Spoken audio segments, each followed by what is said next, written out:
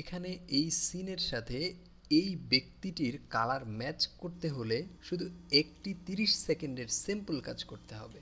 চলুন দেখে নেই। ইমেজটির পজিশন ঠিক করে just object selection tool select করে যে অবজেক্টটি মাস্ক করতে চাই সেই লেয়ারটি সিলেক্ট করে নিয়ে এই সাবজেক্টটি সিলেক্ট করে ফেলুন শুধুমাত্র একটি ক্লিক করে। এবার লেয়ার প্যানেলের নিচের দিকের এই লেয়ার মাস্ক অপশনে ক্লিক করলেই মাস্কের কাজটি হয়ে যাবে।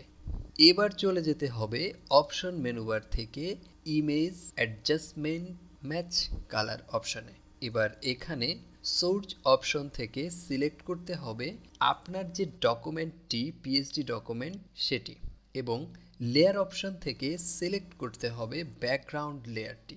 এবার এখান থেকে এই অপশনগুলোকে কমিয়ে বাড়িয়ে অ্যাডজাস্ট করে নিলেই হয়ে গেল কালার ম্যাচ। এরকম আরও সুন্দর সুন্দর ভিডিও পেতে পেজটি ফলো করে রাখুন এবং কমেন্ট করে জানিয়ে যান আপনার মতামত। ধন্যবাদ।